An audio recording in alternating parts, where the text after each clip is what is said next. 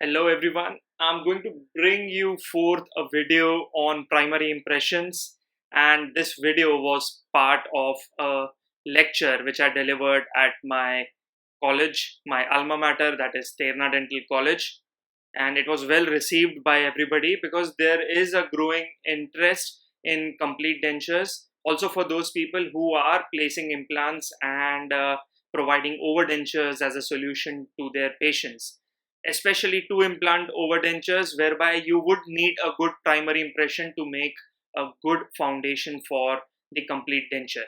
So today I'm going to share some of my experiences with primary impressions for completely edentulous arches. If you take a look at the topic of this presentation, it's primary impressions in completely edentulous, laying a foundation for a complete denture, but I would add another word to it, and that's reliable. So the word for today is reliable, and one need to have a reliable impression which can actually make the further procedures of complete dentures more and more predictable. Hello, everyone. As you all know, my name is Dr. Amit Sadhwani, and I'm a prosthodontist from Terna Dental College in Nerul, Navi Mumbai, India. I have been practicing in Thane since 2008, and I really cannot imagine that it's been 15 years already. In fact, my master's happened afterwards. It's a modest practice with a focus on prosthodontics, periodontics, and dental implants. Moving ahead with this particular topic, always remember you would be able to make an impression for the edentulous arch only if you have created a mental image of the underlying ridge first to start with. The patient is only going to be a passive entity as he would only follow you in this process. It is the dentist who makes an impression, and that's why if you see two operators who are working on the same patient, as used to be the scenario in our dental colleges, and if they are working on the same ridge, they might land up producing two different types of impressions which are absolutely poles apart. The two commonly used materials for primary impressions are impression compound, that is medium fusing impression compound to be specific, and alginate. Now, these have characteristic differences. Compound is known for compressing mucosa, while alginate, not exerting much pressure to the underlying tissues, is a very mucostatic material. If you carefully see the images, compound gives you gross details, whereas alginate registers the tissues finely. If there are too many irregular undercuts and irregular areas on the ridge, alginate might be your preferred material over compound. Now let's have a look at them individually. Impressions can be made using your favorite alginate, for which we have different trays available, and we will have a look at them soon in the further slides. In this protocol, alginate can be a single mix in a single step, or more recently as a double mix in a single step, whereby one of the alginate is loaded into the syringe only to be injected inside the vestibule, and the other one, it would be on the tray, and all this is done in a single step in one go. You need a good assistant for that though. This concept earlier came from Ivoclar Vivadent under the name Accudent XD, but unfortunately it has stopped producing it now. Though the one you saw earlier, that is Cavex, is available in Indian markets, or any combination of alginates for that matter. One which is mixed in an injectable consistency, which has a more flow, and the other which is a more firmer in consistency, can be loaded onto the tray. This combination can also be utilized with any other brand for that matter. Now, medium fusing impression compound is still a material which is widely used by many. If I bring up an indication clinically, I would certainly use it in maxillary impressions where patient is a known gagger. The advantage is I can introduce compound in the mouth again, probably a couple of times more after reheating it. and we can refine the borders of the impression. Of course, too much amount of heating of impression compound would be absolutely disadvantageous. It would make it lose its material properties. Another way of making impression is staging it into two and achieving best of both the worlds. You first start with impression compound, and then what you do is you scrape it. This bulky compound is acting as a tray here, onto which a more flowable alginate is added, which records the intricate details of the edentulous foundation. Now, moving ahead digitally, use of intraoral scanners have increased. Virtually most of the clinics are now slowly and steadily having it in their armamentarium. These scanners can be used for recording edentulous areas, but on it, a 3D printed custom tray will have to be made, and then you will have to register an analog impression. So if you see, eventually an analog impression will be required to register the physiological boundaries of an edentulous foundation. So analog steps, particularly in complete dentures, are here to stay for a while. If you talk about the characteristics of an edentulous primary impression, and a feature which is strikingly noticeable, which is its extension. In order to cover all the anatomical features of the ridge, a primary impression needs to be overextended. Now that's the reason behind it. The advantage of covering all the details is that an accurate custom tray can be produced for a more final impression. So don't you think I can call a PI an overextended FI? Surely, if you compare these two images, you will be able to find the differences. Now, a basic requirement of an ideal primary impression is the need of the borders to be well rolled and positively contacting the vestibule. Even in this case, where two implants would make a scenario for an overdenture, the prosthesis needs to be well extended, for which invariably you would need a good primary impression, as I had described earlier. In such well extended impressions, also notice the record of the vital anatomical landmark of the lower arch. What would that be? The retromolar pad, from where an added retention and a seal can be achieved for the lower denture. Also remember, alginate would help you record this soft structure in a very undistorted manner. It would not exert much pressure onto the underlying anatomical landmark. So you exactly have the same record of what's present in the patient's mouth. Got it? Can you see the retromolar pad here? Can you see it now? That's where it is. Mark it onto your impression so that it can be easily transferred onto your primary cast. Something like this. Can you see how neatly the cast is marked? Now, to record an alginate impression, I have Accudent trays from Ivoclar. As I mentioned earlier, I have a special armamentarium for the alginate and the trays for alginate. This again, unfortunately, have been stopped in production. I have tried to preserve it since a few years now. No wonder they look a little tattered if you closely watch them. But the good news is we have an alternative, and it's a make in India product, which is called as Delta, and it's available from Chennai.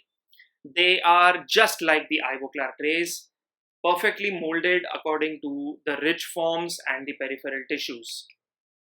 Some characteristic features on the extent trays for lower arch, as described by my friend Dr. Lingeshwar Deendayalan, who is also an instructor for biofunctional prosthetic system, are the sublingual arc.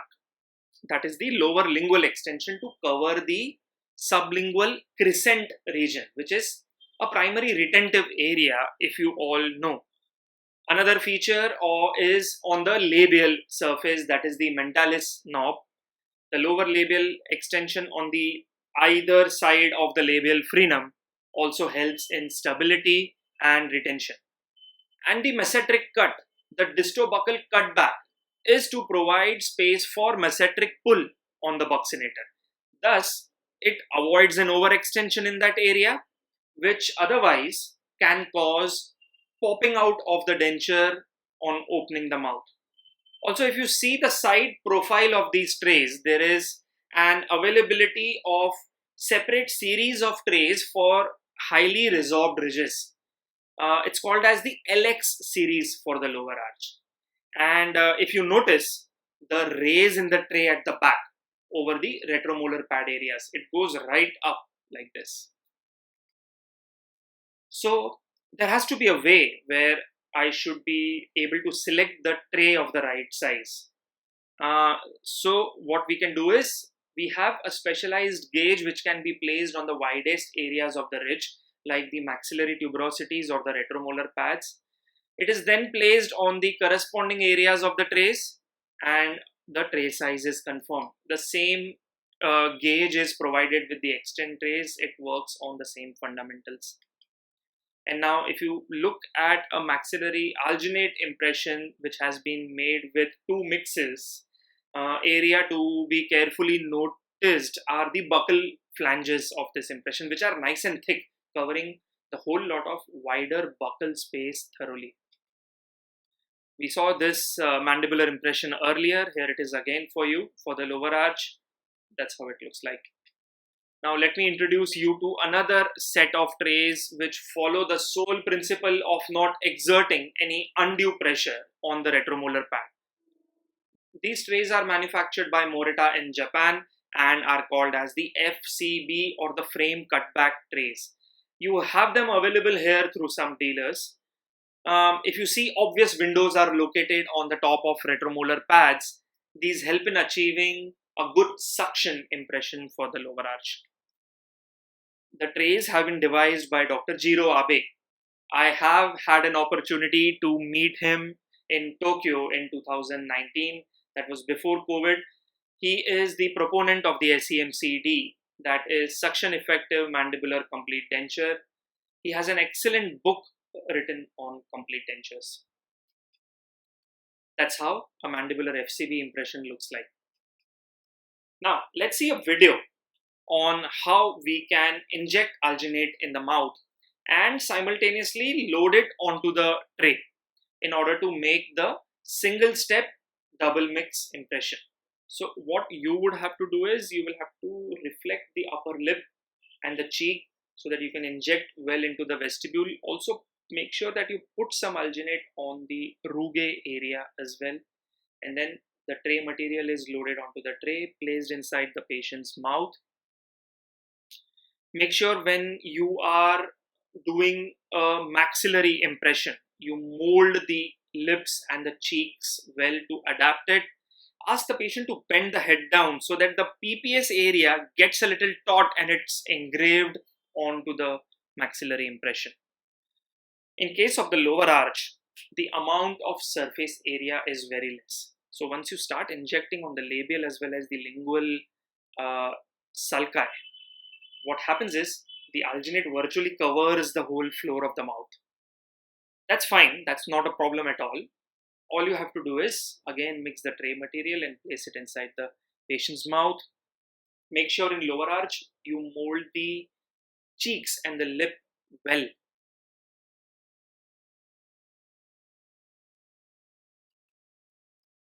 Now, while making an impression with compound, we need to realize that the trays which we have available in our area is usually overextended in nature. They are made up of stainless steel or aluminium. They are not customized in nature.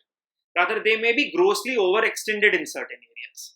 So we need to bear in mind that we will have to spend some additional chair time in order to adjust it and contour it according to the anatomy and peripheries. One such area could be the distobuccal region with the masseteric influence. Can you see the adjusted tray? And this is the area which needs to be trimmed sometimes. Also, some bending might have to be done, especially on the lingual areas, in order to adapt the flare trays towards the ridge. This reduces the thickness of the impression compound in that region and will provide you with a well-rounded border. Can you check the labial thickness in this impression? the label flange here is a little more. That means the tray must have been a bit more flared in this region. You need to take care of it. Now, this usually is my starting point with compound impressions in the lower arch. It helps me record the distolingual sulcus with ease, and it counters the force exerted by the tongue, which is widest in this region. The compound without this built up might slump and may lead to an underextended impression. In the upper arch, the palatal vault can be deeper in some situations. If we place all the compound at one go, chances are that you might land up with a void on the deepest part of the palate. So create a compound stop. Try to minimize the chances of a void. Also, it would help you in orienting the maxillary tray during the subsequent load of the compound the second time.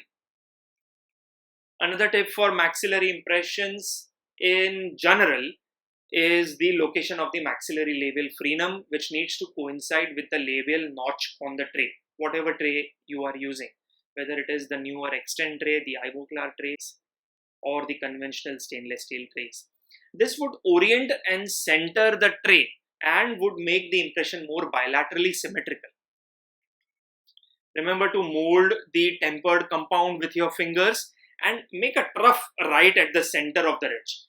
And yes, the contacting surface should be as wrinkle free as possible. So remember it to temper uniformly in the water bath. Just one of the impressions with this time tested medium fusing impression compound in front of you. Also remember to cut off the excess of the impression material on the cameo or the reverse side of impression. This would help in adapting the buccal and the lingual mucosa onto the tray, giving it a positive contact of the musculature on the impressions. Excess material might prevent this positive contact of the tissues. Here is the maxillary primary impression using impression compound. This brings me on to our last step in primary impressions, and a crucial one. Can you see the marked area on the impression? Your PI is incomplete without this last step. Remember that. Which is that step? It's the palpation and tracing of PPS with an instrument called as T-burnisher.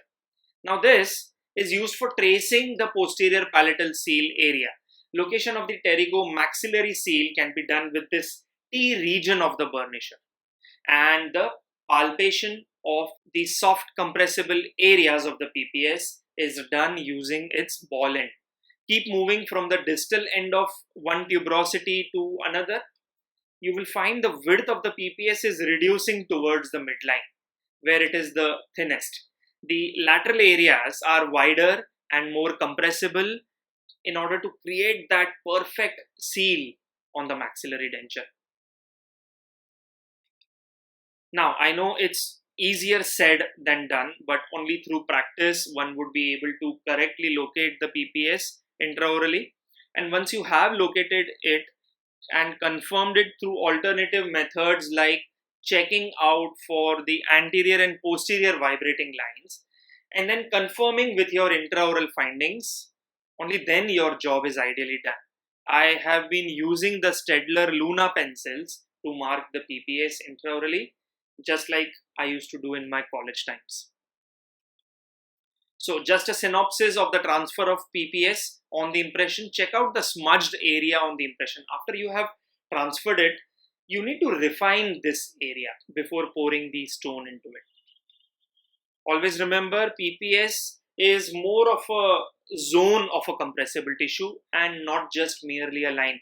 We might at times miss out on the correct extension of PPS and might land up shortening it, making the maxillary denture devoid of the adequate retention which otherwise would have been there. Another impression with a transferred PPS in front of you. And finally, a cast on which PPS is marked, delineated, and made ready for fabrication of a custom tray. Well, I had a great time going back to Terna Dental College, and it was a privilege being in front of huge audience in its grand auditorium. as usual, connect with me on YouTube. Also, you can follow me on Instagram. My handle is called Amit is the Boss. And I have been posting some valuable content on my YouTube channel.